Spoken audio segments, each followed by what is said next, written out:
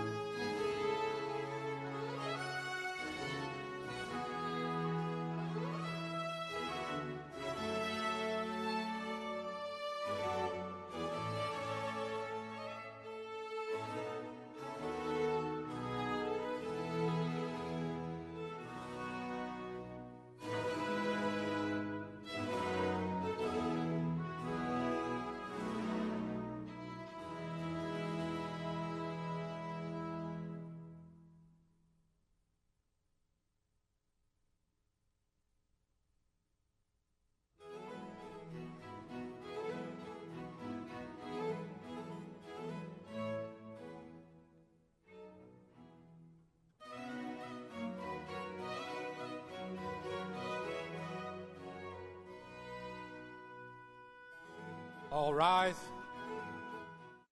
Hear ye, hear ye, hear ye. Supreme Court of Florida is now in session. All who have cause to plead, draw near, give attention, shall be heard. God save these United States, great state of Florida, and the honorable court.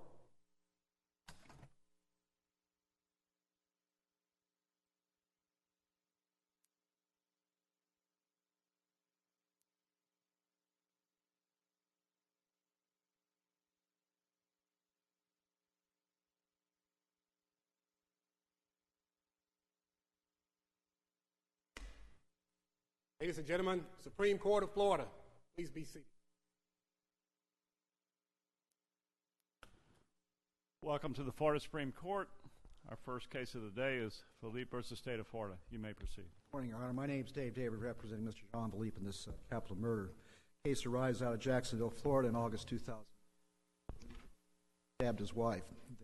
During this summer of 2009, it was clear to Mr. Philippe and his wife were heading towards a divorce. He was trying to stop that, talk with his wife.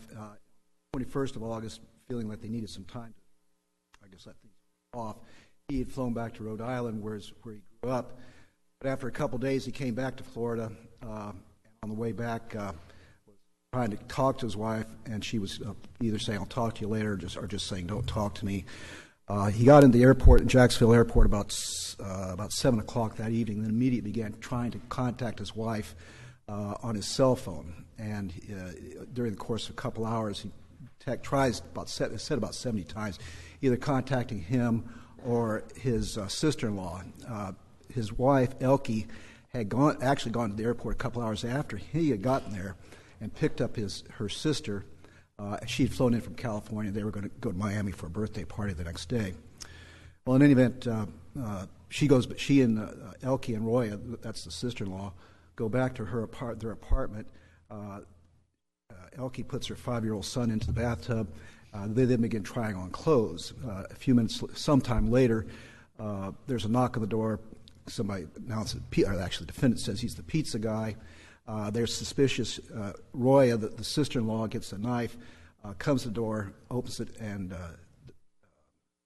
Jean-Phillippe comes in, hits the sister-in-law in the forehead one time, and then goes and with the tire iron, right? Tire iron that he got from Elke's car sometime before he got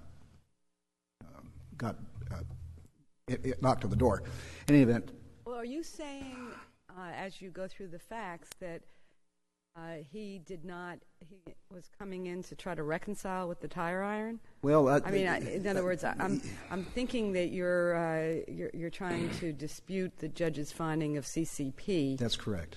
Where you're going yes, on that's this. if you don't mind. In fact, I'd like to talk about that first. Maybe address that might be better. But anyway, he was found guilty and found 3 aggravated. But you would agree that the idea that, and I think that he's coming in with the tire iron, and the whole pattern of his behavior was not one where he had any hope of reconciling, and the reasonable inference is he was coming to kill her. Well, no. And I say that because he had been trying to text his wife. In fact, one of the messages that came in that was over objection was even up to the very end, he was saying, we can work this out. If we're going to get divorced, let's don't part on. Was there an adult male in the house? No. There was just the 5-year-old son and the 2 women. So no. What's the self-defense thing? Okay. No.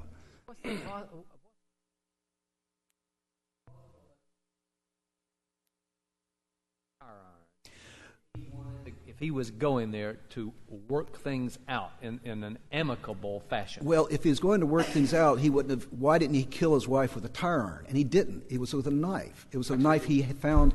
Obviously. He might have thought the knife would work better. The knife, and he's already got the tire iron. Why not just complete what he's doing with the tire iron? But he doesn't. He uses a knife. It wasn't a tire iron. Actually, the actual jack. Well, I think it was the tire iron. The thing you crank it up.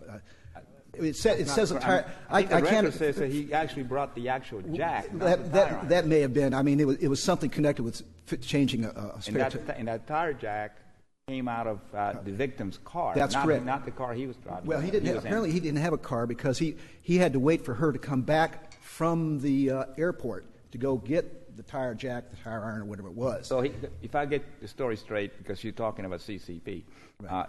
He is sitting outside waiting for them to get back. They walk in, her and her sister. Right. And then he goes, gets the car jack. Right. Knocks on the door, beats a man. Right. As soon as she opens the door, he bang right in the head with a car jack. That's his sister. Sister-in-law. I'm sorry, it was her sister. Yeah. Her sister. Right. Right in the head. And then he walks in and starts stabbing her 52, 53 times. Now, how is that not?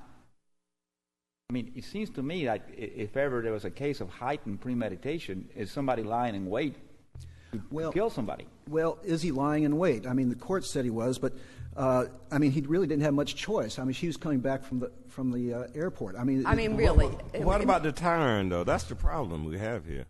Now, he's coming there to extend the olive branch with the tire jack. And you ask, well, why didn't he hit the wife with? Because it wouldn't kill it. Didn't kill the sister-in-law, did it? Well, he only hit her once. Did it kill the sister-in-law? Okay. No, I only hit her once. But why go after? Why? There's a problem there. Why bring a tire iron to? Like you say, Justice Kennedy, why bring a tire iron if you're going to extend the olive branch? But it was clear that the wife was trying to put him off. Now maybe he was lying. Here is the deal. You could. This might be a jury argument that you could make, but we're here on the issue of CCP, if that's what you've gone to, see whether there's competent, substantial evidence to support the judge's finding. It is, to me, most respectfully, illogical that he was going there to try to work things out, because as Justice Labarga pointed out, as soon as the ruse was used to gain entry, and as soon as he comes in, what's his first thing he starts to do? He starts beating sister-in-law. Right. Well, so what? And then, because he thought the sister-in-law... And then... It doesn't... It's just, unless you have some other facts that would be overwhelmingly persuasive, I just don't see that this is not a case of CCP. Well, I just can't understand how a man, if he's going to kill his wife, gets a tar jack and then says, oh, well, I don't want to use it. Let me go find a knife. Well, that doesn't make any sense. Not every... In fact, over 15 years, and you have been doing this longer than I've been sitting here, there are many of these first-degree murder cases where the defendant is not 100% logical. Maybe if he was a wealthy man, he would have hired a hit person and had them go in and kill the wife. But he was certainly a person that was emotionally upset. Now, if you're going to say then that CCP doesn't apply because of that, we have cases that say that just because you're emotional about it isn't enough to defeat CCP. Right. So the fact that it isn't the way someone else might have killed their wife doesn't take away from the fact this is CCP. Is it classic? No, it's not classic, but it's certainly very consistent with many cases where we found CCP. Okay, well, let's look at it this way then. The tire iron, the fact, there's two facts I'm looking at that show a lack of CCP.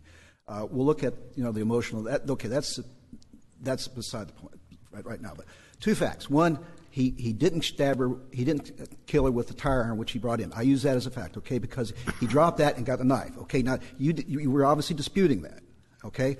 But the one thing that really becomes hard to reconcile with CCP is why did he then try and commit suicide? This court in Hardy has said... Wait a minute, that's another point now. He said he intended to do a murder-suicide, so he didn't go in there to extend an olive branch. I don't recall him saying a murder-suicide. I think it may have come out later. That may have been suggested. I think that's what the state. Didn't you just say he was going to commit suicide also? Well, I don't recall him saying. Didn't you say that? No. Oh, I'm sorry. No. What I did say is. Well, yes. What he does is after he kills his wife, he then makes some ineffectual efforts to stab himself in the stomach. Does it. Apparently, it's just not very they're superficial wounds. But then he cuts himself fairly seriously in the neck. And when the police and paramedics find him, he's laying on the floor, unconscious, in shock, and not breathing. This court in Hardy has said that shows a lack of calm or cool reflection. Okay, if you can't get over the fact that he killed his wife with a knife rather than the tire iron, how do you get over the fact he tried to commit suicide? How is that? Just as this court said in Hardy, that goes just right in the face of being something that's calm and reflective. Well, how does that change what his plan was before he committed the murder? Well, it shows a lack of cool reflection. The guy clearly realized what he had done. Justice Prienti said, "Well, we've rejected cases of emotional frenzy." Well, if that's the only thing you got, perhaps. But when you have an emotional frenzy to the point where the guy is going to try and commit suicide and make a very serious effort at doing it, I think that. But if his plan was, I'm going to kill my wife and I'm going to kill myself, does that take away from there being CCP? What if it was she had Alzheimer's and he came there, he says, but I can't live without my wife, so I'm going to kill my wife and then I'm going to kill myself. Are you saying that wouldn't be No, CCP? I think that probably could, but we have no evidence he was intending to commit suicide before he actually did it, or tried to commit suicide before he actually did it. What oftentimes happens, these guys see what they've done, and then the remorse. But if that plan is formed after he has already killed the wife, it really doesn't negate any of the other factors that demonstrate that he intended and planned to kill his wife. Well, I think it does. That's what you said in Hardy. You said it doesn't show a cool and reflective thought. So, it doesn't show cool and reflective thought about him attempting to commit suicide. No, but it doesn't, in my mind, negate what he did prior to that. Well, then you're going to have to re-examine Hardy, because that's what you said. Now Hardy was, how old was Mr. Hardy? I don't remember. You're talking about the Palm Beach County Hardy? I think so. He's 17 years old, or that he was confronted by a police officer. He panicked. Right. And you're saying that's the facts of that are somehow similar to. Well, the attempted suicide. That's. Well, that was. But again, you can't pick out a fact and say we didn't. You said in Hardy because in a case that someone attempts suicide after they kill the victim, that there can't be CCP? You think Hardy stands for that proposition? I think so. Not as a matter of law, you can't, but I think it certainly is a very strong factor showing a lack of Do you remember? Give us the facts of Hardy, because you're saying that we'd have to recede from Hardy. Well, I think it was like you say. I mean, as I recall, the cops had stopped him. I think there was maybe some drug possibilities there. He panicked. And he panicked and shoots the cop. And then afterwards, he I think, tried to kill So how himself. is that? That's not even CC. That wouldn't be CC. I mean, that's why the court must have found no CCP. Well, no, you said. I mean, what you said was that. I mean, it's not the crucial. I mean, it's not the end-all factor, but it becomes an important factor that whether in Hardy or in this case, it shows that the man has an emotional frenzy, and to show that how severe that emotional frenzy is, afterwards he tries to commit suicide. You know what I find interesting is that although you attack CCP, you don't attack the lack of the finding of the statutory mitigators. Not that the two necessarily mean the same thing, but what did the court find as far as the mental state? Didn't the court weigh it and give it very slight weight? Yes. Which is another thing, and you haven't attacked that separately. You haven't said that the weighing of that mitigator was error. So we really have a sentencing order where you've got all these strong factors for CCP and very weak mitigation. Well, I don't think. I mean, I don't particularly think the facts supporting CCP are particularly strong. I mean, I sense a little bit of disagreement here, but I really don't. I mean, when you look at what the judge is saying, he's saying he snuck back into Florida. Well, he snuck back in Florida because his wife wouldn't answer the phone. He says he got a weapon. Well, he got a weapon. That's true, but it wasn't the murder weapon. And I think that's important. Now, even if we were to, which as you can see, it doesn't look like we would, but even if we were to say there wasn't CCP. You've got HAC. Now, you haven't contested HAC. Well, I attacked it. I said the court gave it improper weight. I mean, it's not a particularly strong argument, but yeah, it's not. I mean, this woman, this poor victim lay dying for quite some time, and you've got the attempted murder. It's aggravated battery. Aggravated battery of her sister. So those are, and very little mitigation. I would be hard-pressed to think that even without CCP, this is a death sentence that is not proportionate. Well, one of the reasons I raised the HAC thing is to show that even though she was stabbed 52 times, there is some mental mitigation there. And I argued that he was in an emotional frenzy. And I realize, you haven't said that that's enough to defeat CCP, but still the man certainly is very upset. He is as his wife would say, he's a controlling sort of person, and he's basically lost control over this situation. And by the time he's got back to Jacksonville on the 26th of August, his wife has just accentuated that by refusing to talk with him.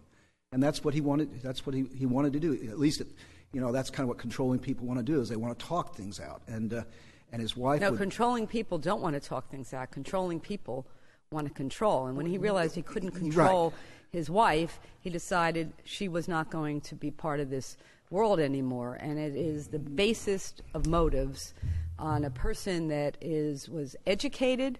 Did he go to college, this defendant? He was in college, yes. He was in college. He was in the military. Had been in the military, yes. Been in the military.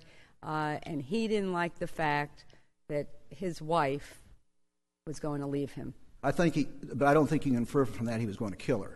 Not that. No, that wouldn't. We would hope not, because in this state we have, a high number of situations where there's a divorce. Right. Now, we would hope that's not how someone does it. All I was saying is that you were saying he was controlling, and therefore he wanted to talk to her. To me, the fact of his personality would suggest he was not going there to talk to her. Well, he'd been trying. For the hours immediately before they got home. She made 70+ phone calls to her, few unsuccessful. Just constantly trying to reach her, and he can't reach her. And so that's what really heightens the anger that he's in. So he walks into the house. I don't want to use the word insane in the legal sense, but obviously very emotionally upset, and not thinking quite straight. And so he then, he gets the tire iron. For what reason? Maybe it's to kill her. Maybe it's just a show of force. But the fact that he drops it and then goes for a knife, I think, clearly shows he has no clue what's going on. I mean, if he wants a tire iron, he has to wait till his wife gets home before he can even get that. So, I mean, I don't see a lot of planning going on here, a lot of cool reflection, and that's what I was saying with the CCP argument. Now, on the guilt phase, I argued that these phone calls that the husband was trying to make, there was two things: phone calls plus the attempted text messages. And then the effort to make phone calls, which apparently the phone company can record. And there was motion to exclude that at trial. The court denied it. But then what we have is what comes in is from a legal compliance analysis from AT&T submitted an affidavit saying these are the phone numbers I downloaded that can be identified with Jean-Philippe's cell phone. Then a police officer also downloaded, apparently, and I mean, this is the world of texting we get into, downloaded the actual text messages that Philippe had stored on his phone. And it was either a detective or a Sergeant Bowers who then testified at court about these messages. And then what we're saying here is that was inadmissible because it was hearsay, not only hearsay, but it was hearsay within hearsay, that this court in Brooks said you can't do. You can't allow, you've got to be able to, unless the person who downloaded those messages was personally aware of the information, you can't let it in as a business record exception. So what we're saying then is the court erred in letting this hearsay come in, and that error was sufficiently damaging that damning to the defendant's case that he should get a new trial. Thank you very much.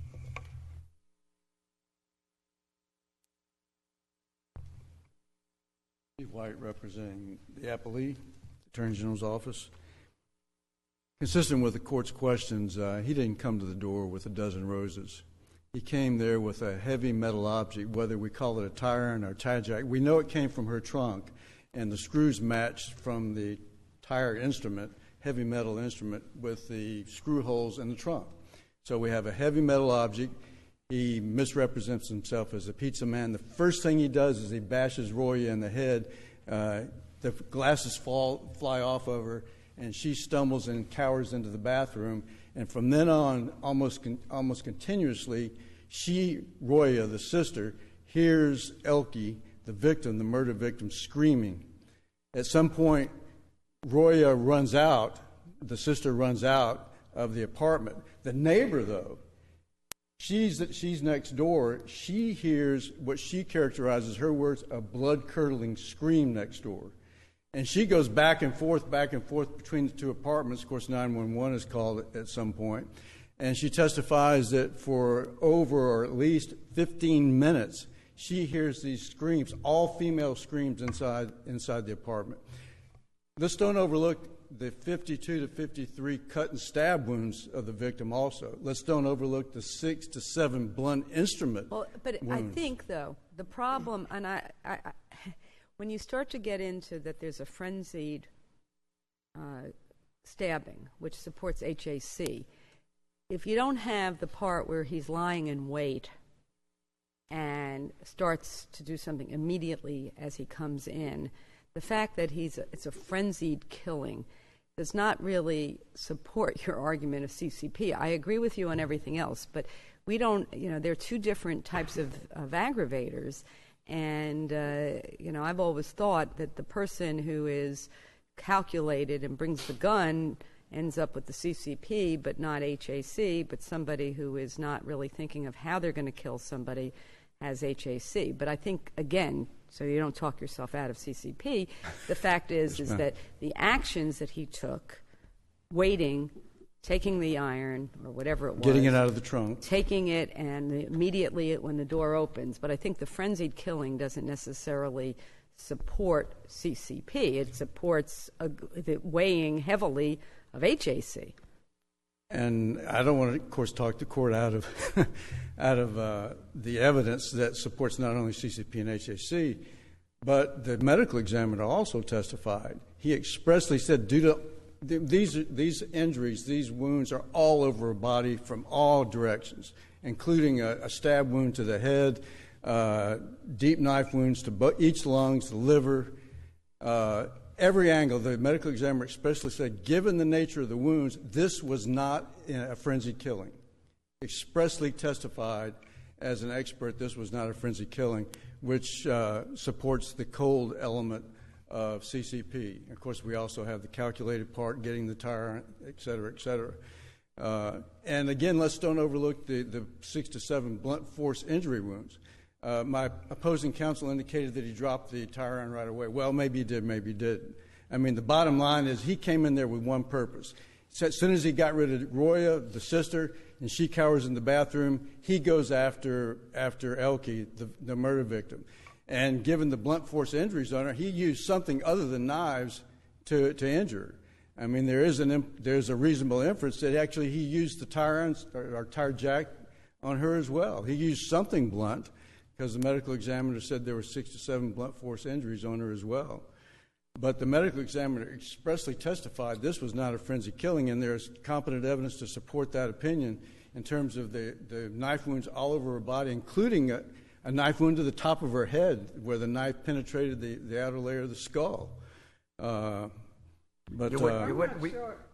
We have ruled before that domestic dispute, the emotions involved in domestic disputes are not an excuse pretty much for a frenzy type of killing. Yes, but you would agree that in these domestic type of issues that there is an element of frenzy involved in them, whether it rises to the level of something like that. I cannot agree with frenzy. I would agree with emotion providing a motive which provides the background for the calculation and the coldness.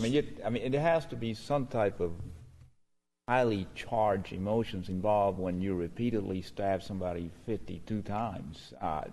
You can just picture it happening, just stabbing, and there has to be some kind of emotions involved, whether it rises to the level of frenzy or not. I don't know. I mean, again, the difference between frenzy, it purposes the law, with determination and motive and the emotion that supplied the motive.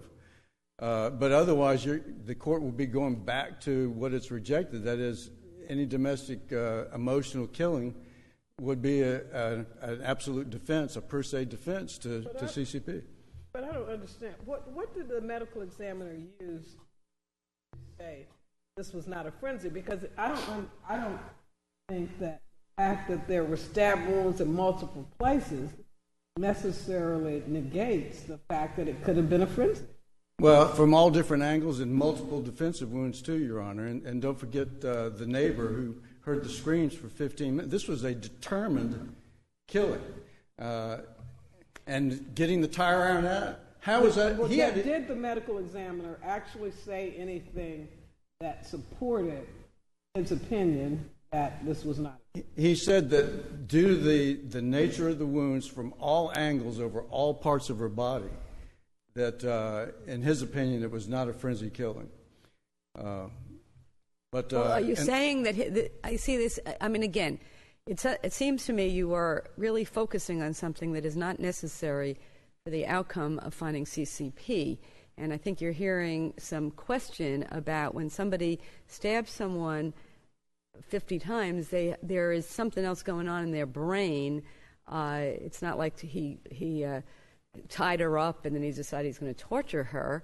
It's like as if, I mean, if he was CCP, he would have given her the one, a blow to the neck and made sure that she was dead. But I think this, to me, it shows it's supportive of the kind of what Justice Labarga was saying, the kind of emotion that was going on because she was divorcing him. And again, I think it shows HAC, but I just don't think that's your strongest argument for CCP. Well, I think the strongest argument for CCP is that he coldly, he wasn't in a frenzy when he unscrewed the car jack. I agree with you. So I mean, I think you got there. It's okay. In terms of Hardy, by the way, I think Your Honor put her finger on it. Hardy was a spur of the moment killing, and in that spur of the moment after that, he tried to kill himself. Yeah, This it was is not a spur of the totally moment. different. I just looked it up, and I remember it because it was a Palm Beach County case, and Yes, it was ma'am. a tragedy that occurred there. In terms of, if there are no further questions on CCP, in terms of issue 1, here are the 2 exhibits. We've had confusion both in the trial court and on appeal in the initial brief in terms of what the exhibits were and what was raised regarding the exhibits. Here is State's Exhibit number 86. These are the AT&T logs of calls, no content, just logs of calls, number called from, time and date. That's it. These are billing records. These State's Exhibit 86 was pursuant to the AT&T certification as a business record. And it's a billing record. I mean, this is clearly not Crawford. But Crawford is what was raised below, by the way. Initial brief does not raise Crawford other than it mentions confrontation in the issue statement. And it says that down below, counsel raised Crawford. He doesn't develop there's no developed Crawford argument in the initial brief at all. The other exhibit, the text messages, is 87. These were not pursuant to the AT&T certification, contrary to what defense counsel initially argued below. These were downloaded from the defendant's phone, the phone that he had in his pants pocket when rescue came. These were downloaded by a forensic officer, an officer trained in forensics, and consequently they show conversations back and forth between friends and acquaintances. Consequently, there's no Crawford issue. It's not testimonial. The text messages show information that he was getting that motivated him to do what he did. There are a number of party admissions in there that he made in terms of making the statements. But the bottom line is that down below, a Crawford issue was raised, not the issues that were raised in the initial brief, developed in the initial brief. A Crawford issue was raised only as to what was certified in the AT&T records. Since the text messages and State's Exhibit 87 were not part of the AT&T certification, these weren't attacked down below. In fact, when the prosecutor mentioned that, no, I'm not going to introduce the text messages pursuant to the AT&T certification, this was after defense counsel made the statement that I think is mentioned in the reply brief that's still confusing the two, but the prosecutor clarified that. And then right after that, the judge asked defense counsel, you have any other arguments? And he says no. In fact, later on, defense counsel wants more of the text messages included to show the jury, to show the context. And, of course, some of these also, are, from the State's perspective, show the context in terms of one message responding to the other. So there's no Crawford objection on the party admissions coming through on the text messages? On the text messages, yes, Your Honor. The Crawford objection was as to whatever was certified by AT&T. And, of course, the State's argument on if we go to the merits of the AT&T records, it's clearly a routine business record. It's a billing record. There was a certification by somebody who swore to that from AT&T. It's a routine billing log of phone calls. Also, yes, sir, historically, it's the business record exception to hearsay. Wasn't it one of the ones cited by Justice Scalia in Crawford as being one of the initial, exceptions to the hearsay rule? And I seem to recall reading something in Crawford about that. I believe one of the opinions in Crawford does expressly state that routine billing records, business records, are not testimonial for purposes of Crawford. He said it was one of the initial exceptions to the hearsay rule historically. Yes, Your Honor. So if you do go to the merits of Crawford, it clearly does. Neither one of these is testimonial. Well, what were the billing records introduced for?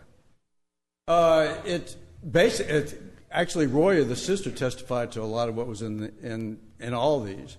But in terms of the AT&T records, they showed 74 phone calls that the defendant made that day to, I'm not sure if it was just the victim, Elke, or whether it was also included her sister, basically. I mean, it would seem to me, frankly, that this would show sort of this same idea that it was really he was trying to reconcile with her. I'm not sure that those records are particularly harmful to the defendant. I would totally agree, Your Honor. And again, in fact, Roya testified, the sister testified that our phones were going off all the time as my sister was bringing me back from the airport, and we got back to the apartment. And at that point, I told him, "Don't call anymore." That's what one of the big text messages is. So we've got her testifying. But I'm saying the records were really to show the number of calls. The text message, how did those come in? What was the actual content of any text message? Basically, along the same line, Your Honor, that he was preoccupied. No, I'm saying how did that exhibit? Was that created, or does AT&T doesn't keep your text messages? These were not from AT&T, no, Your Honor. Oh, okay. Please, again, this is now we're talking about. It comes off of her phone. Is that how they get them? No, Your Honor. 87 again is not from AT&T. These are the text messages. And how did what I'm asking you is where did those? How was that created? These were downloaded from the defendant's phone, cell phone, which was in his pocket when he was in the cab too. By the way, the taxi cab driver says the defendant used a cell phone on the way over there. Okay. So, but rescue also got this phone out of his. Or the police got this phone out of his pants. Well, did pocket. they? Then they could. So, what was the objection to those? And it's his phone number. That's an excellent question. You're down below because it's an admission. It's his phone and it has his text. He's not saying someone else. I don't think the defense was somebody else had taken his phone and was the one that texted it. There's not one indicia, nothing, not one scintilla of anything to indicate these did not accurately reflect. And what did the text messages say? They're saying, "Please, I want to talk to you." Same type of thing that we had through other evidence, Your Honor. He was preoccupied with her leaving him. He didn't. It seems to me, again, it's helpful. I may be wrong about this, but it seems that it supports a defense that he was trying to reconcile with her. So, it's just part of the total picture. It overlaps very substantially with the other evidence in the case because Roy already testified to a lot of this stuff in terms of the phone calls, conversations that she had with him.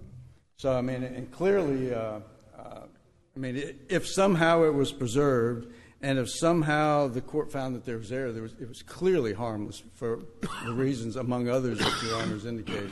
It overlapped a lot with the other evidence. Well, since text messages may become more and more of an evidentiary issue, and they may be an evidentiary issue in appellate cases, from the point of view of the state, is there a better way to introduce text messages than what was done in this case? In this particular case, since the defense didn't pursue it, the actual officer who was trained to download the messages didn't testify. The detective testified as to this. But that's what you would do. You'd go through. If it were contested, I'm half speculating here, but I have no doubt a competent prosecutor would have put the officer on who actually downloaded them, who would have testified as to how he downloads them, why he does it this way, how they're stored in the phone, et cetera, based on his training. In this particular case, that forensic officer did not testify. The detective testified, gave a gloss, basically, if you would, of what that testimony would have been. But again, this goes back to preservation. There was no reason to lay that detail to predicate because the defense wasn't contesting it at that point. There was at one time, the defense counsel said, well, subject to the objections that I've already made. Well, we go back to the motion, which didn't preserve this at all. But for all these reasons, the state would request that the court affirm the conviction and sentence. Thank you, Your Honor. Thank you. Rebuttal. The Crawford issue was, I didn't develop it particularly strong in the initial brief, but I certainly did in the reply brief. I went back and said that the information that was downloaded was testimonial. If you look at... how could that possibly be testimonial? I do not understand that argument, that's testimonial. Sergeant Bowers, when he got on the stand, brought in these records, and they were developed specifically for this trial. But the records were on the phone. But that's true. That's true. But then that wasn't developed for the trial. That's exactly right, and that's exactly right. But the officer who downloaded those specifically for trial. The AT&T compliance officer downloaded it specifically for trial. That makes it testimonial. But the substance of it was not testimonial. But I mean, do you have any case that supports that proposition? Yeah, Davis versus Washington. I mean, that talks about let me see, was it this court? It's one thing if you create the substance of something with a view toward trial, like a test or something like that. But this is simply going through a mechanical process of downloading what is already there and is not testimonial. Well, I think it is. I mean, we've got a lot of disagreements here, but I think you look at Belvin, and that's kind of, it was, I think, a breathalyzer test there. It was the same thing. They developed that breathalyzer test specifically for trial, and it became testimonial. If you look at the analysis, but they did the test for that purpose. These phone calls or text messages were not made for trial. That's true. But when they downloaded it, and they specifically went in to download all those text messages, all those calls, specifically for trial, that made it testimonial. So how would you, Mr. Davis, because this is obviously comes up and will come up time and again, text messages, the defendant's text message. You're not saying it wasn't. Are you saying it wasn't his phone? It didn't come from his phone? Well, let me say this: it was from his phone. But this is another point. There was no evidence that he made those phone messages. Now, was that the objection? Now, that's so was that the objection below, that it is not relevant because, although it was his phone, somebody actually was, other than him, was harassing his wife that day? I don't think it was somebody else. I think that they're just holding the states to the proof. You've got to show that this phone calls came, that Jean-Phillippe made these phone calls. All they downloaded was it came from his phone. But wasn't that corroboration by the sister anyway, that she verified that he was calling her repeatedly? So those are the calls. But I'm asking, on the text messages, how would a proper predicate be laid to put text messages? You know, we've had voicemails. Right. We have a way that those are done, and there's predicates about voicemails off of a phone. How was the text message? I think it's the same predicate. You've got to show that the person who made that text message, you've got his little thumbs on the thing, is the same person. Now, how would you do that other than it's his phone and no one else had possession of his phone that day? Well, we don't know that. I mean, that's part of what the predicate's going to have to be. And that was the objection by the defendant? No, that is, it was. Because I thought you said it was Crawford, which is, I can't cross-examine these records. But now you're saying, no, the predicate was not established, that it was actually he that made these text messages. It's both of them. I mean, first of all, they never established that Jean-Phillippe, even though it was his phone, and there was certainly the strong implication there that it was him, but there was no indication that Jean-Phillippe is the one who actually made it. And you certainly could argue, did the defense could have argued that it wasn't Jean-Phillippe making those calls, but I wouldn't think they want to, because like I said to Mr. White, it seems that it fits in with the defense of a guy that was desperate to want to reconcile with his wife. The state then uses it to show his intent to kill. That's how. I mean, why is the state introducing it? I mean, they're not. But what was in there that showed that? What was in there was the 74 calls within a period of an hour that shows just this mad, and that's how the state uses it. But that's the other exhibit, right? That's not the text message. Well, the text messages show his efforts to try and talk to us. We can work this out. Please talk to me. Elke's coming back. I'll talk to you later. My battery's low. I mean, it's showing him working himself up. Now, it goes to the CCP to negate that, but during the guilt phase, it certainly is going to be states using it. What was the specific objection at trial? They objected to. First of all, they objected to the AT&T. They objected to those records coming in, and there was also on the basis of what grounds? What's the specific objection? Well, they raised. I thought the way I read it, and when you read their written motion, they were objecting to all of it coming in, the text and the phone numbers. On what grounds? Yeah. Well, they cited Brooks, that it was hearsay within hearsay. They were citing Crawford, that it was testimonial evidence, and so those are the grounds, and those are the grounds they argue. Both of those. Right, Brooks. I mean, it's in the written motion. They cite Brooks and Crawford. So I mean, their argument's testimonial. Now, Justice Kennedy, I think what you need to do is, if we look you got to look at the Brooks issue, that it's hearsay within hearsay sort of thing, and that's where it becomes testimonial. By the time it gets to Sergeant Bowers, the one who actually testified, then it becomes testimonial evidence. I don't understand how it's hearsay at all. Well, the text messages, because it's not shown, they're not introduced to show the truth of the substance of the statements. They're just introduced to show that he made those text messages. Well, by the time isn't there a difference there? No. Well, by the time they get to Sergeant Bowers is talking, and this is the guy who testified at trial. He's saying, here's the truth, that the defendant is trying to reach his wife, as shown by his efforts. And that becomes a hearsay within the hearsay. Okay? Thank you very much. Thank you for your arguments. The next case for the day is Van versus Smith.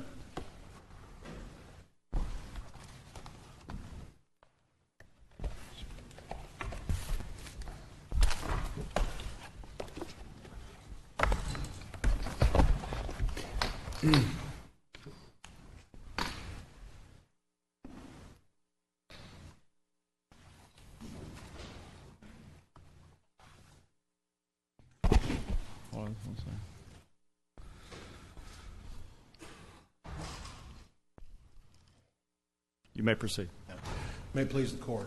My name is George T. Reeves. I'm here representing the petitioner. With counsel table is Edwin B. Browning, Jr. In this case, we feel that the district court below erred by failing to apply the correct standard when it reviewed an order granting new trial. This court has clearly enunciated its standards that it wants appellate courts to apply in these cases. In the case of a state of Stuckey, and in the E.R. Squibb case that was decided about 2 years before. But we just after the trial, there was a zero verdict. Liability was admitted? Liability was admitted, but there was a finding of no causation. So there was a specific, so no medicals, nothing? Nothing. And the judge said in his order that if there had been even a small verdict, it would have been different. Now, my question is, there was also, you moved for a new trial, and you also, did you move for what other motion was made post-trial? Well, we filed motions for a new trial, and that motion for a new trial cited several different reasons, such as one of them was there was an assertion there was a problem with a juror, that the juror hadn't revealed everything they were supposed to in the voir dire. But those were not addressed, and no, you didn't pursue any of those. The trial judge granted the motion for new trial on manifest weight of the evidence, and in his order he said this renders the rest of the moot. I'm giving you a new trial. Did you move for a directed verdict on the issue of causation? In other words, so that there was, if it was uncontroverted, which is what you're asserting, that there was causation, was it appropriate for a directed verdict? We think it probably was. But you didn't. You have not. And you renewed that in your motion for new trial. We but did not pursue that after the judge granted it based on manifest weight of the evidence. Correct. And I think there's a difference there, Judge, and it illustrates the difference in reviews on the motions for new on the directed verdict and motions for new trial. In this case, all of the expert testimony, including the medical doctor from the other side, all agreed there was at least some causation. There was non-expert testimony or non-expert evidence, such as the lack of damage to the car and those types of things, that was going on the other side of the expert testimony. I don't know that it necessarily would have been appropriate for a directed verdict because there was at least some evidence on the other side. That doesn't change what the appellate court was supposed to do, though. The trial court looks at it and decides whether or not the manifest weight of the evidence was on the other side of the verdict. Now, here is the first district and then the fifth district has said that if there are errors of law made in the judge's order, you've got to look at what those errors were, and you don't give like total deference to the trial judge if there are errors of law. So how do you address the fact that if this trial judge had taken out those? First of all, do you agree there are some incorrect statements of law in the trial judge's order? The way I would phrase it is, I think the trial judge's order passes muster. It is certainly inartfully drafted and should not have been. Well, the idea, you can't say, I mean, a jury is free with that to reject expert testimony, but there's with some qualification. Correct. Okay. Does there have to be expert testimony on causation? No. So those are two. So those are two errors. Now, how do you decide? They said if it's premised on an error of law, how do we get inside the judge's mind to go, well, if the judge had taken those two statements and stated them correctly, this would pass muster under all the other cases? In other words, the judge was really saying, listen, I was there.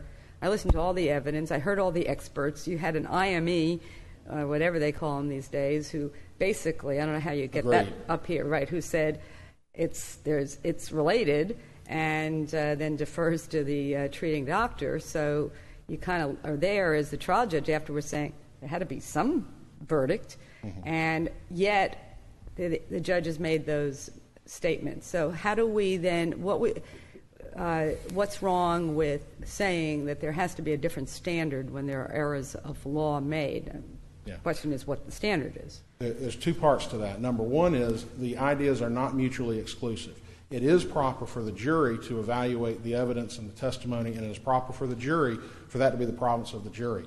That doesn't take away from the fact that the trial judge is to make an independent review of the evidence, and the trial judge is to determine whether the manifest weight of that evidence is against it. Well, I agree with you, but now what we have here is not the first district, and you would agree that if there was no evidence to support what the judge said, right. Well, you're not going to give them the order deference. Yes, okay, ma'am. so that's the first type of exception. The question is when it's premised upon an error of law, you can't give it the same deference. So what do you do with the misstatements or incomplete statements or whatever? Can't get inside the judge's mind.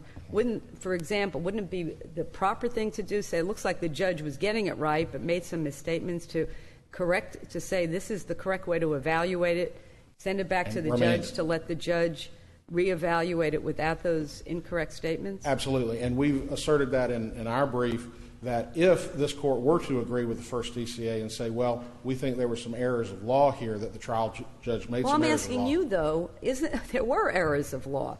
How do you evaluate, how does an appellate court, when a judge has made errors of law that are there, like this one, and talk about reasonable jurors, which is really a different, talking about directed verdict standards, how do you go and say, well, in that one, I'm still going to say whether a reasonable trial judge would have made that decision? A reasonable trial judge that erroneously states the law, it doesn't fit anymore. What the trial judge is required to do is to make a finding, a manifest way to the evidence, and the trial judge is required to set out his reasons. In this case, the trial judge made the finding, a manifest way to the evidence, and the trial judge set out his reasons. So we think that order beats muster. He included some bad statements in there. So you would say, really, this wasn't premised upon errors of law. Absolutely. And that would be the distinction you'd make. Absolutely, because the trial judge doesn't go, the whole order isn't the jury erred. The trial judge says manifest way to the evidence is against the verdict.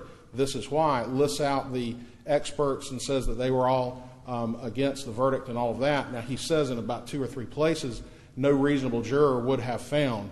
That, I think, it is very proper to deem that as surplusage, because the trial judge has done what the trial judge is supposed to do, determine the manifest way to the evidence. But isn't that the standard for a zero verdict or an inadequate verdict? I don't know that I'm following, Your Honor. Isn't that the standard be applied in evaluating a zero verdict or an inadequate verdict? No reasonable jury could return this verdict. Yes, you Your go Honor. back to, well, I mean, that's what we're dealing with here, aren't we? No, because under you don't think we're dealing with that?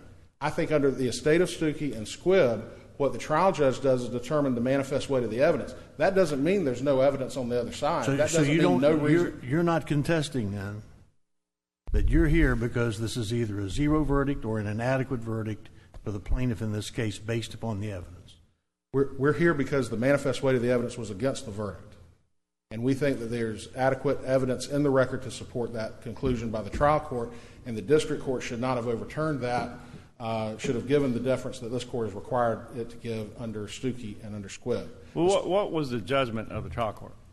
The trial court, the jury said had a zero verdict. The trial court entered an order. That's what Justice Lewis is asking. I mean, that's his whole point of inquiry. We got a zero verdict here, right? Yes, sir. So that's what we're dealing with. Yes, sir. Absolutely.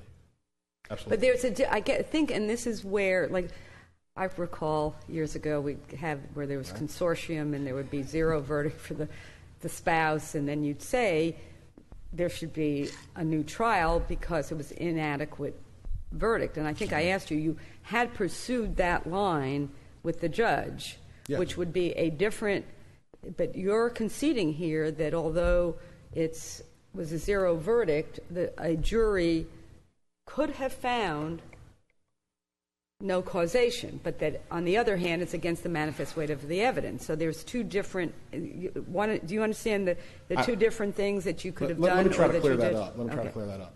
I think that an appellate court, in reviewing the jury verdict, could possibly have found there is competent substantial evidence to support the zero verdict. The appellate court could have said, look, and if what we're looking for is competent substantial evidence, there's a little bit of that over here, and manifest weight of the evidence over here, it would be supported. That's I think different you just review. Stipulated yourself right out of this court. I sure didn't intend to, Your Honor. Well, I think you just did. And this is why.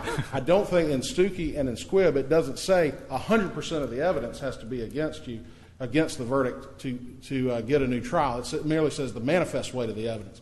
When you say manifest weight of the evidence, I think that means there's at least something on the other side that would qualify as competent substantial evidence. Let me go back to this issue about the legal error. Now, I think there's an argument here that there was a factual error also. But let's focus on the legal error. It seems like to me that when the trial court makes a legal error in the process of analyzing this question of the manifest weight of the evidence, for us to say, oh, well, no harm, is somewhat problematic. Because the trial judge obviously thought that conclusion of law was important to the conclusion, and I don't know how we can just come along and extend deference to the trial court's ultimate conclusion when it is tainted by such an error of law. Now, what am I missing there? If Your Honor wishes to, if the judgment is that there was an error of law, remand it to the trial court, let the trial court fix it, that's fine. That's a separate issue. I understand that, and I understand that point, sure. And I think that's a respectable point. The problem is what the trial judge did everything he was supposed to do. The order supported by evidence in the order. The few times he does reference jury verdicts, he says no reasonable jury would have found X. The standard here is whether or not. But he's saying no reasonable. But he's also saying no reasonable jury could have discounted the expert testimony, and we know that there is law which is contrary to his general conclusion about that. There is, and that's not in conflict with Stuckey and Squibb, which say the trial judge can grant a new trial on manifest weight of the evidence. So the jury is allowed to resolve evidentiary conflicts, and just like it did in Squibb, where you had two experts that conflicted, but the trial judge does get to come in. The judge here is looking, and he's analyzing this in terms of what the jury saw and whether the jury's verdict was against the manifest weight of the evidence. Yes. And I understand your point, but it seems to me to be highly problematic for us to affirm, for there to be an affirmance of a trial court judgment where there are these errors like this that affect the analysis. And the way to you saying it's just kind of irrelevant to the analysis. And I think the way you would phrase it is, if the trial judge is saying that no reasonable jury can find this way, how do you argue that the manifest weight of the evidence is not against it? The manifest weight of the evidence would certainly be subsumed. But he was saying that no reasonable jury could do something that the law says they can do. I mean, that's the part of the problem here. That's part of the warp and woof of this whole analysis. But no one was reviewing the jury verdict. No one properly was reviewing the jury verdict. They're properly reviewing the order granting the new trial, and all we have to show is manifest weight of the evidence. So I think your problem is really this, that when you're talking about the manifest weight of the evidence, what the judge is saying about no jury could have not found the causation really is a part of his analysis of what the evidence was. That's a part of his manifest weight of the evidence. That's what he's finding. And so, but that's incorrect. You can't add that to that analysis because a jury could disregard expert evidence. I think that's where the real problem here is. He's taken that incorrect statement and placed it in the part where he's looking at the evidence. And I think weight of the evidence. I think I agree with what Your Honor, Justice Quince, I think I agree with what you said. I don't think that's harmful error, though, because if the trial judge says no reasonable jury can find this way, certainly he thinks the manifest weight of the evidence. But if you took that statement out what evidence what now is the manifest weight of the evidence? We can't now take that out and say, oh, even without the statement, here is the evidence that shows this is the manifest weight of the evidence. I think that is where the real problem is. The page and a half, though, in the order where he goes through and says there were 3 experts, they all found in favor of causation, including the other side's expert. He recites all of that in his order. So there's good support for the manifest weight of the evidence ruling without those statements. The statements that we're talking about are where he's taking that evidence, the fact that there was all of these experts, and then he concludes by saying no juror could find.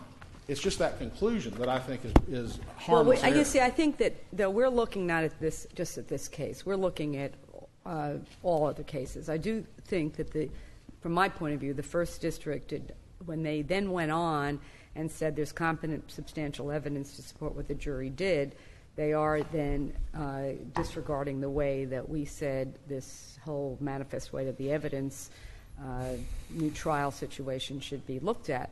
But I don't think it really is a good idea to place in the appellate courts trying to slice and dice whether the error is, it's pretty, it permeates it enough that to try to say the judge would have reached the same conclusion without it, I think would be not, especially when we want the reasons stated. Sure. I just think you don't want to be trying to argue that in the appellate courts. And I certainly respect that viewpoint. I mean, obviously, if the judge cited a case that was overruled, you'd go, well, he cited the case to say, well, he would have reached the same conclusion. How do you know that? You're right. And I certainly respect that. And I think if Your Honors are intending to remand it to the trial court and say, fix this problem, that would be a just result. But I think if you look at the actual order itself, the references to what the jury should have done are very few and far between, and there's copious amounts of explanation on why the judge thought the manifest weight of the evidence was against the verdict. Was this an order that was prepared by the trial judge? Yes, Your Honor, unfortunately. Okay. No, I just want to make sure this was not. I mean, so the judge announced that this is what he was doing, or this is. No, the trial counsel went. Trial counsel and I prepared the written motions. He went and argued them, and then the judge did not announce his ruling. And next thing we know, we get a. Well, it's a very thoughtful, comprehensive order. It's a senior trial circuit judge that heard this case. But it sounds to me that I think that what is also very credible about what the judge did, it said had the jury found causation but allocated only a minor portion of the causation to the collision, a new trial would be unlikely, which sort of goes back to that if there had been a $10,000 verdict or a small verdict, right, the judge wasn't going to be granting a new trial. Yeah, and I think that's absolutely the position of the judge, and I think that goes back to what we've got here in the way of evidence. All of the experts testified there was causation, but they don't all agree on the amount of the damages.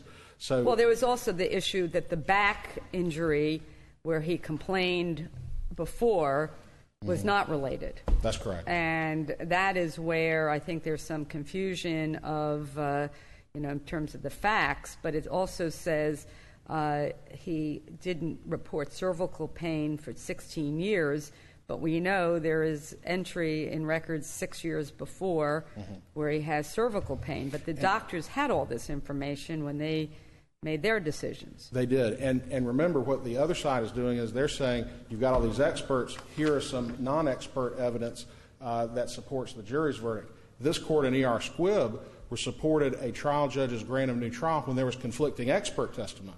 And the two experts didn't agree, and the DCA reversed, citing very similar case law and in very similar method to what was done by the First District here. This court reversed and said, look, when we look at this, we cannot say that reasonable people could not differ as to the propriety of this order. We weren't there. You have about a minute and 30 remaining. You want to say that for rebuttal? Okay.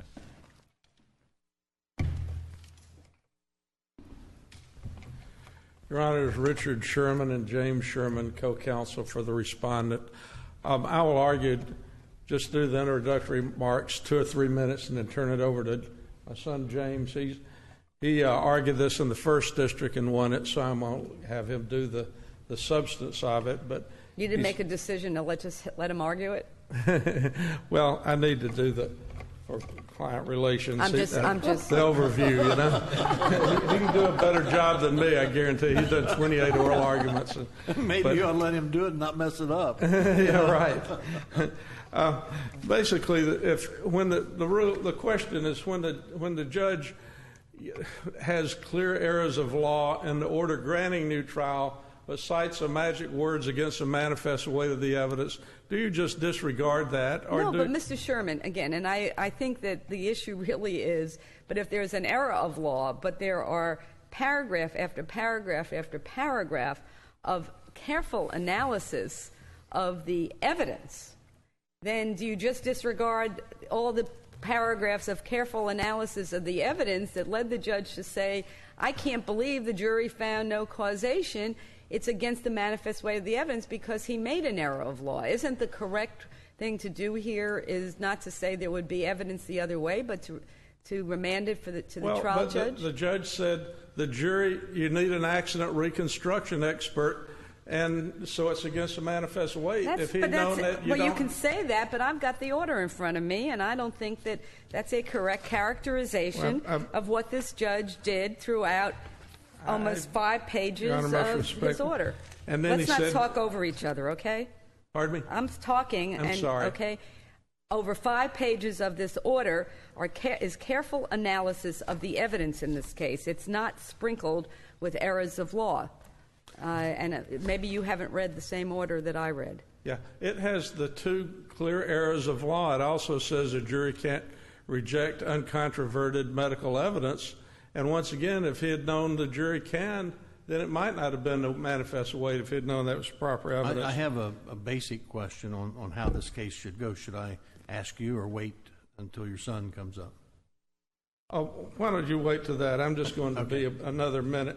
All right. The Supreme Court cases and the rule has always specified the judge has to state the reasons when he grants a new trial.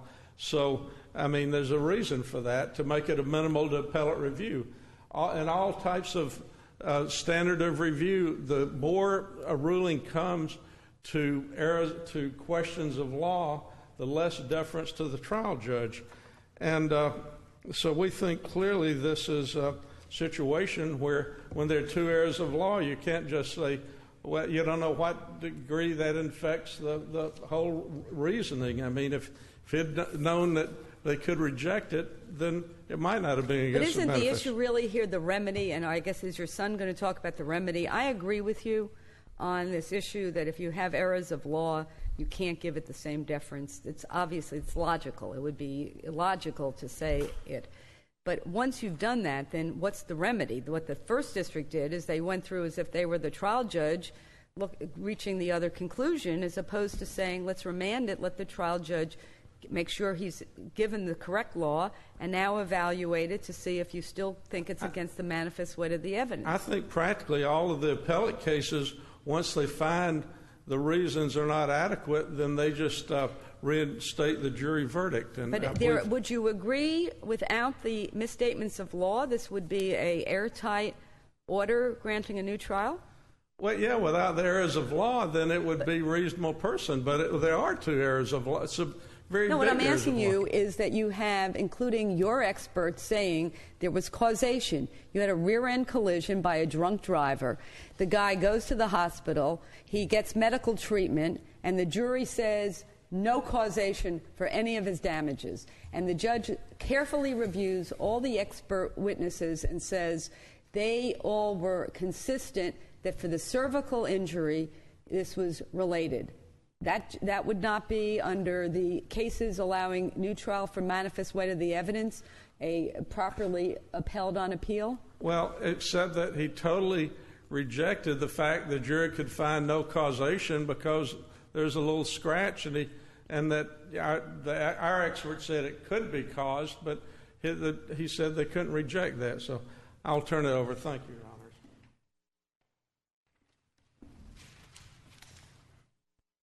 Good morning, Your Honors. James Sherman on behalf of the respondent. It's a good thing you didn't put any pressure on me. Sorry. That's all right.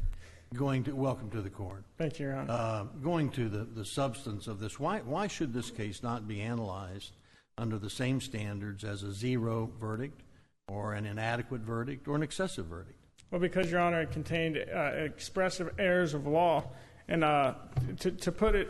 No, the standard. I understand that, but we have a long list of cases that have been litigated over the years, and it's always the same standard.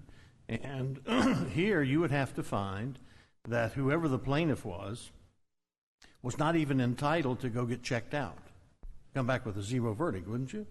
Well, I guess in terms of the standard, Your Honor, then how would you apply the no reasonable person standard to an error of law? That's where the problem comes in. You're trying to mix these two together. I'm asking a very simple question. If this is a zero verdict case, and we know a collision occurred, there's admission of liability, there's not a liability problem, we know that the cars made contact with one another, to uphold this verdict, you would have to say that even whoever the plaintiff was here, I don't even know who the name is, it doesn't make any difference, that person was not entitled to get checked out, to be able to support, to go get an exam to see if they're hurt. If you're saying if it was just the order without the errors of law. I'm talking about the case. I'm not worrying about the order. I'm worrying about the case. As the verdict stands, the jury would have to find that the plaintiff did not suffer any permanent injury as a result of the accident. Well, I don't know about this permanent injury stuff. The question is, you come back with an amount. Is this a no-fault kind of verdict form that we're dealing with? Did the plaintiff sustain a permanent injury within a reasonable degree of medical probability? I'm not sure what the exact verdict form was, Your Honor. Well, it becomes important, doesn't it? Because if we're looking at a zero verdict, we look at it in a different way. Well, and that is, the question is that, okay, you're in an accident, and you may not have a permanent injury, but you may still be entitled to go get checked out. Well, I don't believe that we briefed the issue of the zero verdict, but I do believe there are cases that say that even where there was no award for being checked out, that they can still uphold that. Oh, I disagree with that. People that are involved in an accident, you may fight all you want over how badly someone's injured, but that's why the courts have protected against zero verdicts, that you at least are entitled to go check it out. That's why they say that if some verdict had been rendered $50, that it may have been adequate and sustainable and not reversible. But the zero verdict puts it in a different category. I'm sorry, I disagree with those. Have you checked out the Florida Bar publications on inadequate and excessive damages?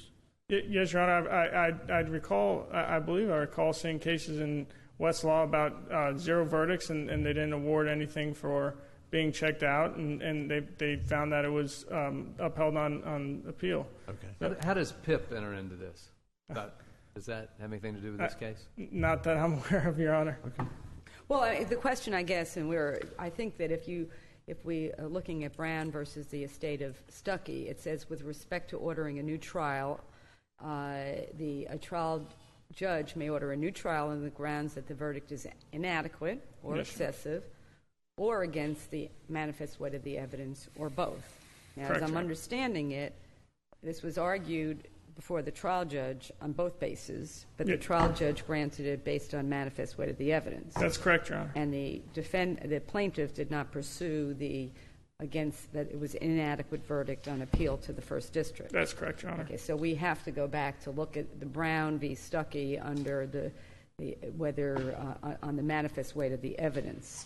Now, I just want to make sure, because once the judge has made these errors of law, and I don't like I think if it was the wrong site or something, it would be one thing, but where it is there in different parts of the order, is what it seems that what the First District did, maybe with your excellent advocacy, is basically engaged in their own evaluation of the evidence to show that there was evidence in the record to have supported the jury verdict. Now, so I ask you, wouldn't the remedy be, and it would give you a chance to re-argue this, that the judge needs to be remanded to the trial judge with the correct law, as you stated, and to evaluate whether, based on his superior vantage point and all the things that he watched during this trial, whether it is against the manifest weight of the evidence. It doesn't seem what the first district did was the correct way to approach this. It's like they took what we had rejected in Squibb and the other cases to say that, no, you don't look at whether there's evidence the other way. You have to see if the judge's verdict or whether a reasonable judge could have reached that conclusion, right? That's what we would do. Well, Your Honor, I think the difficulty in that is that if you remand it, we already know what the outcome is going to be, is that the trial judge will correct his order legally, but in this case, he had these legal errors where he totally discounted a whole bunch of evidence, so there's no reason to think that when he reviews it again that it'll change the... Well, but on the other hand, if he had left out those incorrect statements, you'd be, toast on appeal. You wouldn't, right there. I mean, you have to. Yeah, okay. So we have a senior judge who I don't know how old the senior judge is, but he's still entitled to the same deference as a full-time judge who, instead of saying that expert testimony can be, if the jury is entitled to disregard it, if there's a reasonable basis to disregard it. And I think where you have the biggest problem is that your own expert said, I know all these other things. I don't think the back is related, but I think the neck is related.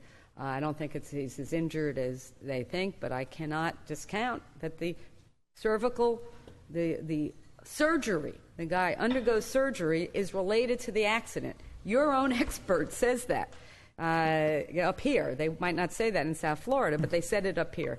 How do you take that and say that the jury still said, too bad, I'm not going to award anything? Well, Your Honor, I think first our expert's testimony wasn't quite that strong. My understanding is that he said it could be caused by the accident. It wasn't. That was my understanding of it.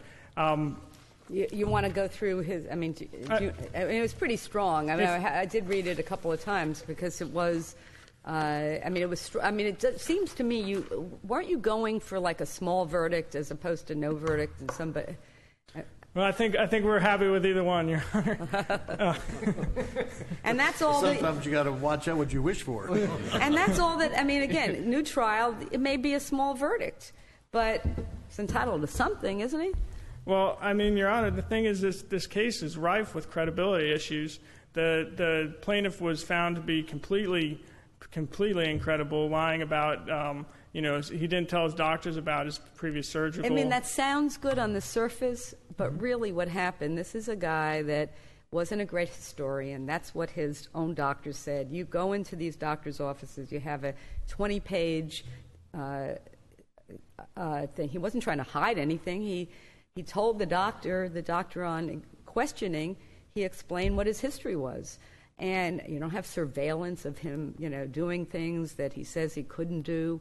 You don't have other witnesses that really say that this guy, just danced around the car after the accident. You had the police officer that said, didn't say it was a scratch. He said it was a good smack from behind. So it doesn't seem like it fits into those cases where, you go, well, I do understand why the jury gave nothing. Well, Your Honor, our interpretation of the evidence was that it was rife with credibility issues. That he didn't tell his own experts about his previous spinal fusion. Who knows what else he didn't tell them about? Don't those show up on X-ray? Well, they did, Your Honor, after the fact.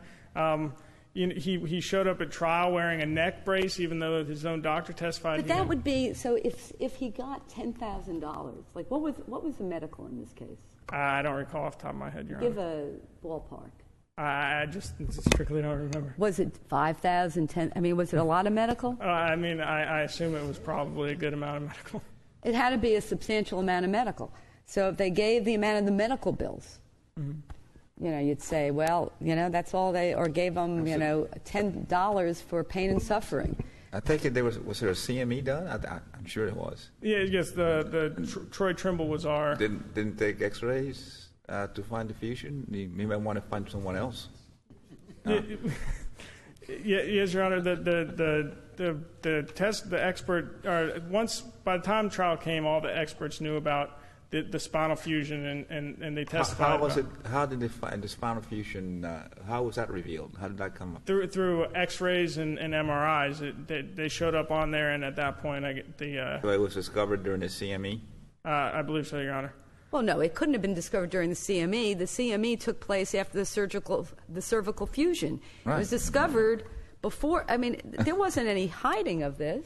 No. What I'm saying is that the CME, obviously, the CME took place after the surgical. I'm sorry, fusion. I must. The CME X-ray must have discovered it. I know you're talking about there was a cervical fusion in about 18 years before. 90, That's 91. what you're saying. Right. He hadn't initially said, right. But I mean, correct. He had X-rays. Did he go to the hospital? Did he have X-rays there? Yes, Your Honor. Well, so it must have shown up on the X-ray. Well, I assume so, Your Honor. I mean, this wasn't the verdict form in this case. And I think it's important. The first question asked was there negligence that was a legal cause of damage. The answer was no. They went no farther. They went no farther as to any damages in the past or the future. Correct, Your Honor.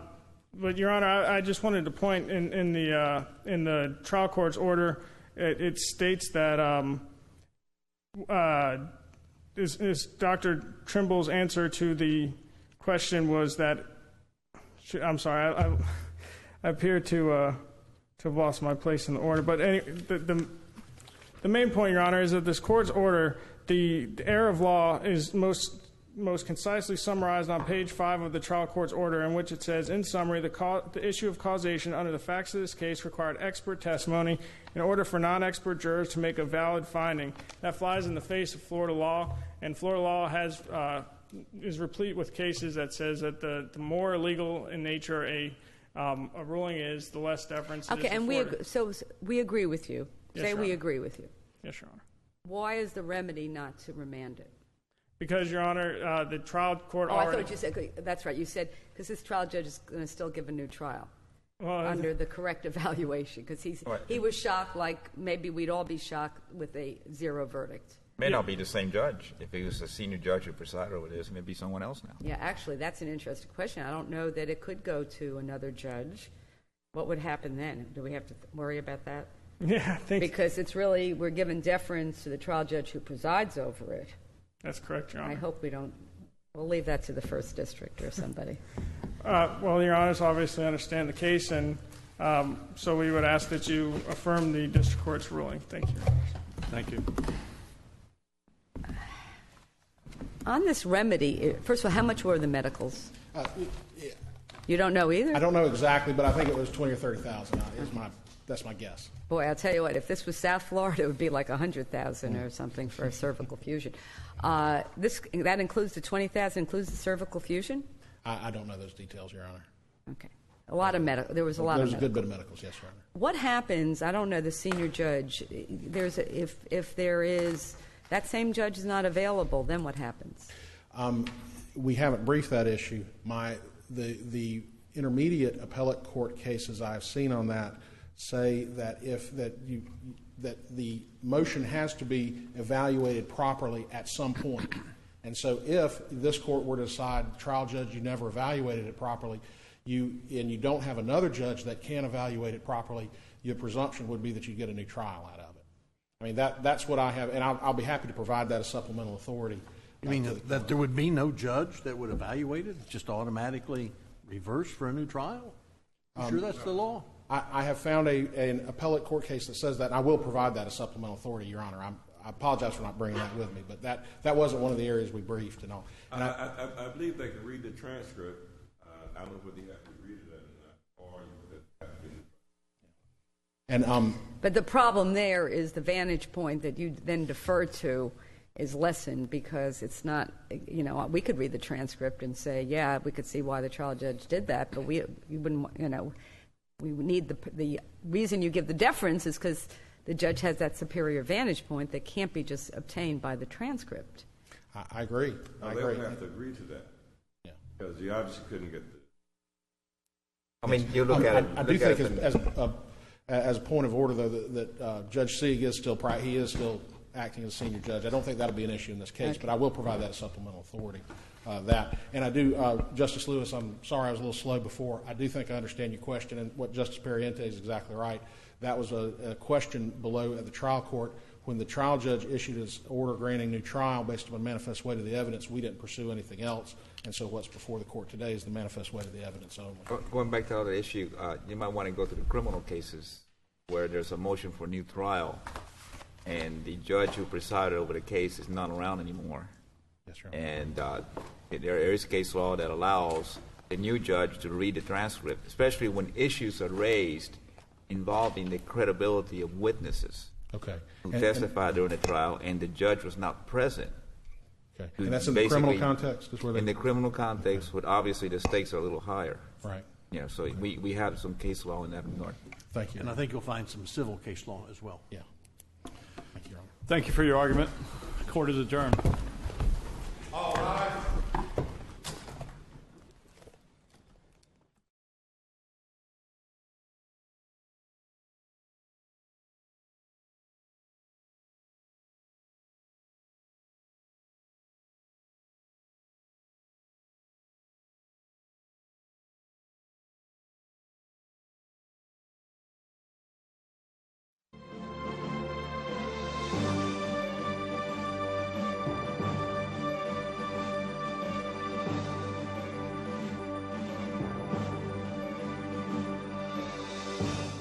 You're watching the Florida Channel, a public service of the Florida Legislature, WFSU-TV, and Florida State University.